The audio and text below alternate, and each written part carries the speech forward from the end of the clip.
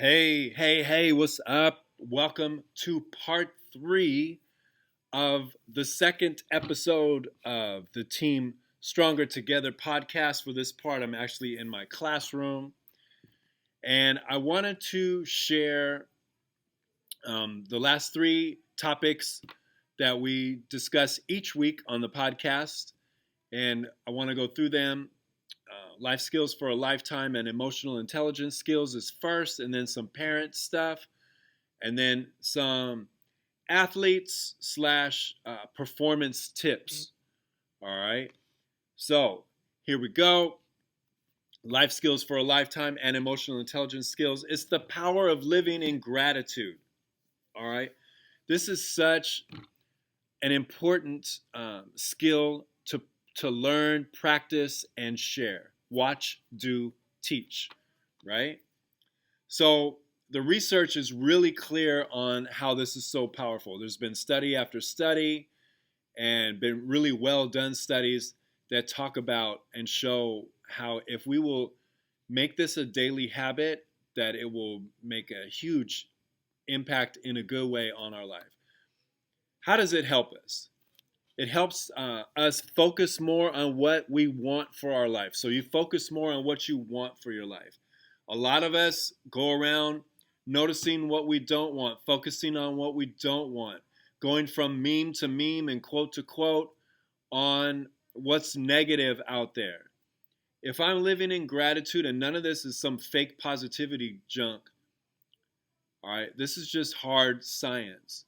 That the more that I live in gratitude, and we're going to do an exercise on, well, how can I do this? Well, I want to show you how it's going to help first. It helps you focus more on what you want for life. Secondly, it creates more of an openness in your life to working hard work, okay? And then not only that, but believing your hard work will pay off, not necessarily right away, but at some point. Living in gratitude, the power of living in gratitude improves relationships, it reduces negativity, it improves problem solving skills. And as we talked about earlier in the podcast, being creative and learning how to solve problems in a creative fashion are a skill that is super marketable the more that we get into artificial intelligence. All right. So it also unshackles us, frees us from toxic emotions. Living in gratitude is a gateway to being able to forgive. And gratitude and forgiveness, along with empathy, those are all action words and skills that can release us from these toxic emotions that we grab onto as a way of life. Now, it has to be a daily habit for it to make a difference in your life. This can't be just a one off or like do an exercise here and there. It only really works when we develop like a routine. Mine is I try and get to as many people as I can, up to 10 people a day, not that it has to be only 10, that I share, that I appreciate with them. And I share that with them, that I do appreciate them and why I appreciate them. All right. And then so it has to be a daily habit. And then lastly, this has been very difficult for me over the years. I'm getting better at it. Being willing to receive gratitude from others is a superpower. The whole energy and the whole like flow of living in gratitude gets interrupted and blocked when I'm not willing to receive back what I'm trying to send out to other people. Okay? It's fake humility to not accept compliments and not to accept gratitude in return. It's fake. We need to accept it. Why? Because it makes us feel good. And if you can't handle feeling good, then we need to examine and become self aware of why it's impossible or very difficult for you to allow yourself to feel good, to have joy and happiness. All right. So that's a bunch of the positives and really good impact that living in gratitude has on us. All right. And lastly, gratitude is an action word. It's a verb. It's not a feeling. It can be, it contributes to feelings, but it's something that we do. It's something that we experience. It's something that we share and receive. So sharing your gratitude is what makes you powerful. And here's a great exercise to practice. I've been doing it in my class. Today, it's that time of year that we do it. I've done it probably with 40 to 50, I don't have an exact count, but 40 to 50 different classrooms or groups of educators that have done this exercise. So what is it? All right, you can either take out a piece of paper or use the notes section of your phone, whichever one you're most comfortable with. And what I'm asking you to do is think of, like, visualize not just their name, but their face, how they are in the world, how they present themselves in the world, especially in your world. Think of someone who's had a big impact and a positive impact in your life, and they're still alive, they're still living. Okay? So I want you to, like, visualize them and really feel all that you feel when you're thinking of them, right? Now I'm going to ask you to write a short note of gratitude, of thanks.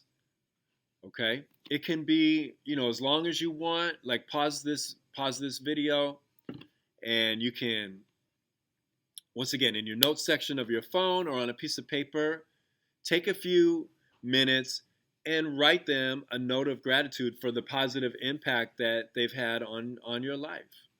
All right? So go ahead and stop this video and do that. All right. Now that you've paused it and written the note, call them. Call them and read them the note. If they don't pick up, at least leave them a voicemail.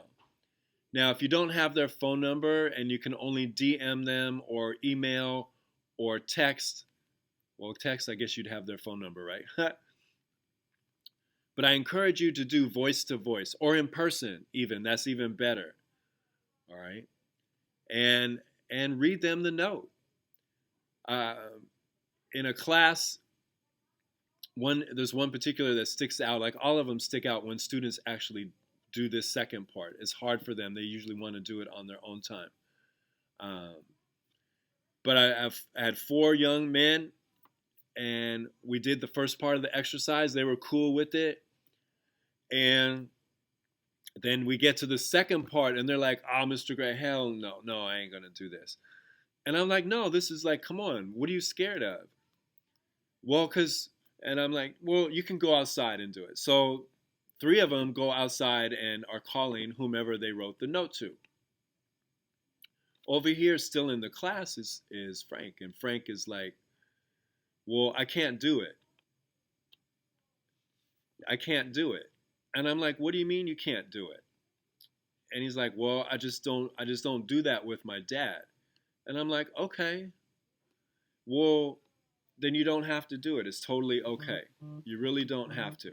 And he's like, "Well, no, I want to." And I'm like, "Well, then go ahead." And he's like, "Well, no, I can't." And I'm Frank. "It's okay. You don't have to, but I want to." And he sees the other boys over there doing their thing, right?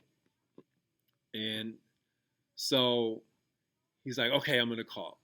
I found out later. So this is to his dad. He wrote a note to his father of appreciation, okay, and gratitude. And I found out later that he only agreed to call because he really felt his father would not pick up the phone. That he was either at work, or he was asleep because he had a really crazy work shift. I forget which one it was. So, but what happens is his dad answers the phone.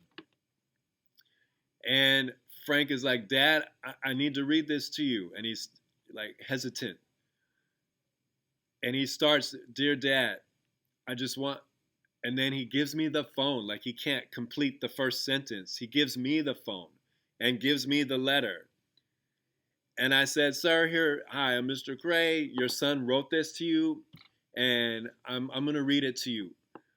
And it was beautiful, and it was so heartfelt. And Dad's crying, and I'm crying and Frank is crying and everyone's crying and in good way. So they're good. We end the phone call. Dad thanks me. I thank him for being an amazing father. And we're done and we're sharing like, and Frank's like, we don't do that. I said, that's the first time I've told my dad I love him in a long time, in a minute, and the first time he's told me. And I'm like, that's pretty powerful, right? He's like, yeah, it's powerful. So, but what I had emphasized to them before they made the phone call, I'm like, look, you can't make this phone call expecting some really dope outcome or like miraculous, you know, Hallmark card response from them. When we're living in the power of gratitude, we are simply sharing appreciation because it's the right thing to do. Now, if someone wants to give it back, like I was saying earlier in this lesson, if someone wants to give it back, then we need to be willing to receive it. Okay. But more importantly, we need to be willing to just put it out there and give it. All right. So that's our life skill for a lifetime. And if you will do this on the daily, you will create such momentum around the power of living in gratitude. I promise. All right. Next, I want to talk about the parent section.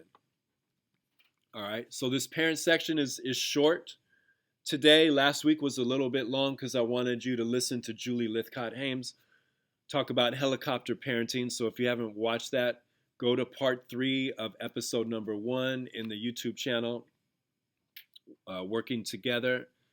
All right. And oh my God, so such valuable information. But I want to stay on this topic, which I've been the whole podcast, of that if we are willing to work together and struggle together, learning these mental wellness skills and emotional intelligence skills, we will build relationships beyond what we thought. And once again, as a parent, I'm coming here in the space of I'm fortunate to have 4 children. My parenting skills are still evolving. I wish I knew now what I know. I wish I knew then what I know now earlier in my parenting life. Um, right? All that kind of stuff. But all I can do is the best I can do. And I don't mean that like in a cursory way, but like for real, I need to just do my best and see how it goes. So if you want this form, I'm encouraging all of us as parents to do this together with our kids. All right. And you do it on your own also, and you be willing to share with your children, how you've been. And this is really simple. You just go item by item. The top questions are like yes, no, sometimes kind of stuff. And you want to think how you've been doing in the last week or two, the last couple weeks. Don't think about over your whole life, but think about how you've been doing in life over the last 2 weeks. All right. And then you answer them. And then at the bottom, it's a number that you circle based on the question. So, for example, the first one is, I've been thinking clearly. Well, that is either from the range of none of the time over the past 2 weeks, I've been thinking clearly, all the way up to all of the time, or anywhere in between, right? So once you circle these responses or write in some of the responses, now as a family, you share them. And then you go item by item, like, well, what can we do? And these are the skills that we need to learn to deal with them, because now you have identified stuff. But now what? And uh, what I'm encouraging you to do is DM me or email me, and I have materials that I can just send you. They're pamphlets, they're super simple, super powerful. People like them. What I'm saying is go through this work together and hit me up, and I can send you resources to help deal with the stuff. Okay. Knowing about it is the first thing, but I promise you there's skills, there's strategies that we can build to deal with, well, I have not been waking up feeling rested. I am not hopeful about the future. All right. I just shared with you that the more that we practice living in gratitude, the more I have more hope for my future, for future in general. I can see possibilities much easier. All right. So that's the first part of um, of the parenting section today. All right. The second part is with Mel Robbins. All right. And I want to play her. She's the 5 second rule person, super crucial. She's going to talk about confidence today. We're like, how can we get our kids to be more confident? And sometimes it takes more work than just this, but I believe that she's onto something. So here we go. This is her going to make a really valid point. It's very short. So here we go. Thank you, Mel Robbins. She's dope. See, the real thing that happened for me, and this is something that is a really important topic for me, is that there's when you talk about personality, so extroverts, introverts, a lot of us really, I know I did this. I was all wrong about what confidence meant. I thought confidence was a personality trait. I thought that people that are outgoing are the confident ones, right?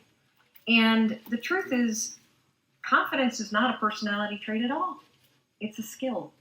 And a lot of the extroverted people that you know are actually very insecure. I used to be one of them. I used to be the kind of bossy, crass loudmouth that didn't believe in myself, that didn't believe in my ideas, that didn't have the confidence and the courage to really be the real me, who I am, who I'm not, flaws and all. There are a tremendous number of introverted people that feel uncomfortable putting the attention on themselves, but they're very, very confident in their ideas. They definitely believe in themselves. And so when you start to separate confidence not as a matter of personality, but as a skill that you can acquire, because confidence is the ability to move, in my opinion, from thought to action. Because when you're a confident person, you believe enough in yourself and your capabilities that you're willing to try, that you're willing to share. To me, confidence isn't the assuredness that it turns out, it's the willingness to try. And that was a huge insight for me. So that's my tip in terms of confidence. Our children do not need to be, gregarious and loud. That's fine. They don't need to be the boss. We just want to convey to them that trying, and not trying like like a halfway try. It's not what this is about. This is about willing to work at just being willing to mess up, to be willing to share whatever ideas that you have. And it can be like in a way that's not out there in front of everybody. You can share your ideas one-on-one with somebody, or you can share your ideas through making a video. You can share your ideas in written form. Okay? But once again, as Mel Robbins is saying, confidence is definitely not a personality trait. It is a skill. And the more that we give our kids the space, or if you're an educator, the more that you give your students space to share stuff and try stuff without like any negativity attached to it, man, then you're going to help them build their confidence. All right. And once again, I promise you, living in the power of gratitude that I shared with you earlier is a big piece of it. All right, let's move on. So remember where I shared with you this form, like this building skills for success form, right? You asked me like, well, what can I do if my kids aren't feeling rested? What can I do if my kids aren't feeling hopeful about the future? This is the form right here, this graphic that I've shared several times already this podcast, and it comes up in all the different areas of the podcast. Why? Because it's where we need to start. Okay? These 4 foundational skills are the basis for gaining real mental fitness, mental health, emotional intelligence. I need to practice my breathing each day. I need to work at breathing through my nose all day and slower than usual. Drinking my water, exercising, getting my rest, okay? Eating vegetables and fruit, all right? And I know I'm telling you what to do, or not telling you, but encouraging you what to do, but each podcast will have another way of how, all right? Or you can DM me and or email me and I will send you easy to use stuff that will get you started on how to build morning and evening routines on the daily that will help you go to sleep, that will help you wake up and have the day that you deserve. Okay? We just talked about gratitude. That's number 3. And then the last one is, how do I catch myself being negative about myself, about my situation, complaining, worrying? And we do all those things. I do all those things, but I've learned gratefully to catch myself so they don't keep going and going and going. All right? So that's the parenting section this week. All right? So what's the last one? Athletes and performance. This is such a good one today. All right? Let me play this really short clip of what I used for, we did an assembly earlier in the school year. And one of the biggest things, I'm not motivated. I can't focus. I'm just like, I'm not able to get stuff done. And so with my class, I'm like, all right, check your screen time. Here we go. And this is what we came up with.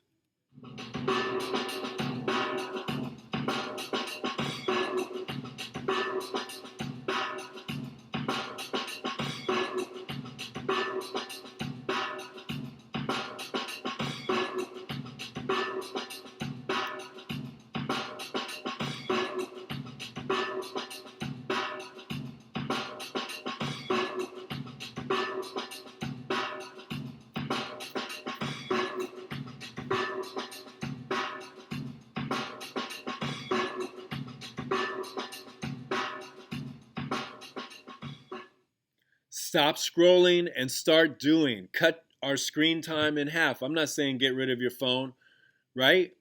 But we have to start there. Stop scrolling and start doing. All right, so how to get better at anything, including sports, including music, including math, including science, including reading, including relationships, including everything. Focus is like the new money.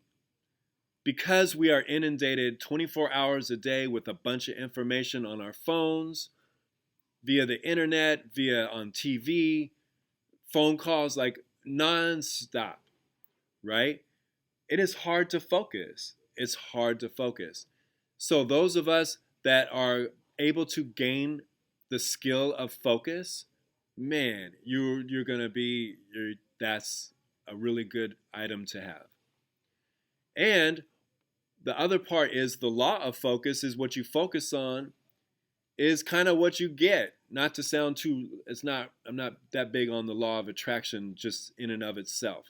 But I do know that we have a reticular activating system in our brain where when we focus on stuff, that is what we see. If I'm Mr. Negative, I will find stuff that's negative all around me. If I'm Mr. Gratitude, I will find opportunities. You get what I'm saying? Now let's go even deeper. Even deeper is something called deliberate practice, and that's greater than repetitions. So whatever it is that I'm doing and that I practice, a lot of times it's just like, well, if I just keep doing it enough, I'll get better at it. And that's partially true, but not really.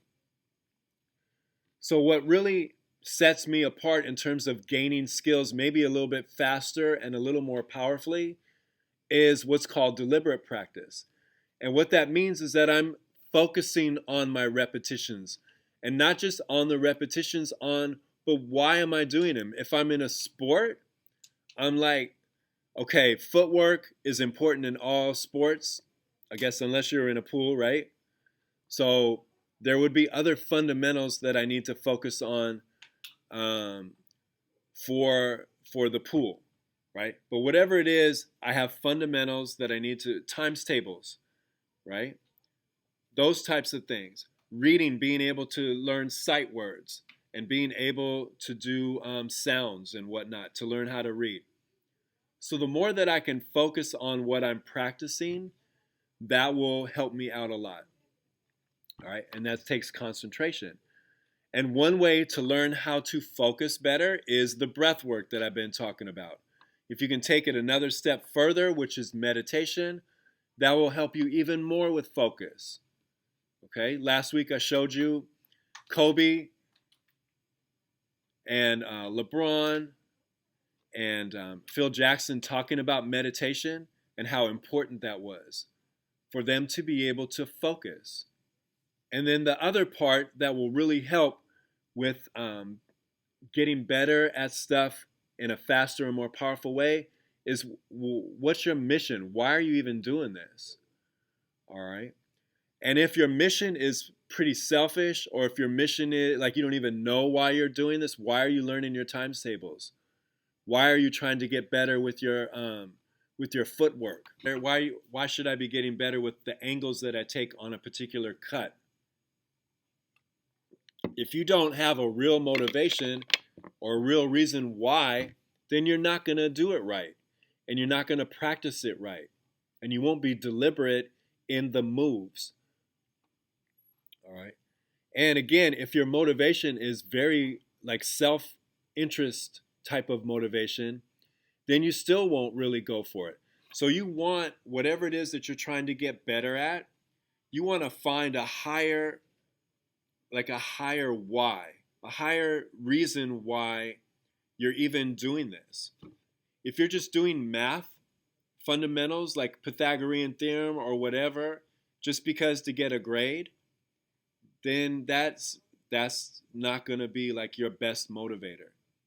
But if you understand that by doing this math work or this science concept or getting better at reading or doing my breath work so that I can focus, if you understand that by doing that, it will help you for the rest of your life in your business, in your relationships, in your career, you make the why bigger than just about that little thing, then you will try harder and you will get better at it. All right. So you want to have your motivation to be bigger than you, like team oriented or society oriented, or once again, like your future oriented. If you're thinking more about your future while you're doing stuff now, then you'll be ready to focus on that now and it will carry with you. All right.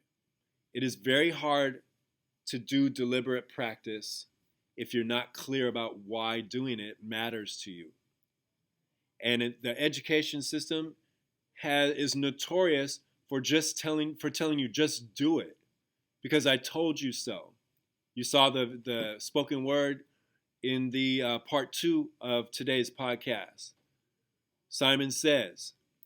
Education system's very good at Simon Says. You need this because. Do this because. And you don't even know why. And then you get used to people telling you what's important in your life, and you're not willing to find out what is important for you. All right? So, that's it for this part 3. I hope it was good. Once again, what you can do to get the podcast, let me go all the way up to the top, to the front. Oh my God, it's making me dizzy. All right, here we go. This is episode 2, Team Stronger Together podcast. Your YouTube search, Working Together, Team Stronger Together podcast. For the class, The Power of Preparation, just email me or DM me. Or once again, if you want any of the resources I was talking about, I just send them to you. Like I send you the class, I'll send you the pamphlets, send you like everything. All right? We need to keep building powerful people. That's what's going to make a difference in this world. All right. Talk to you next week. Peace.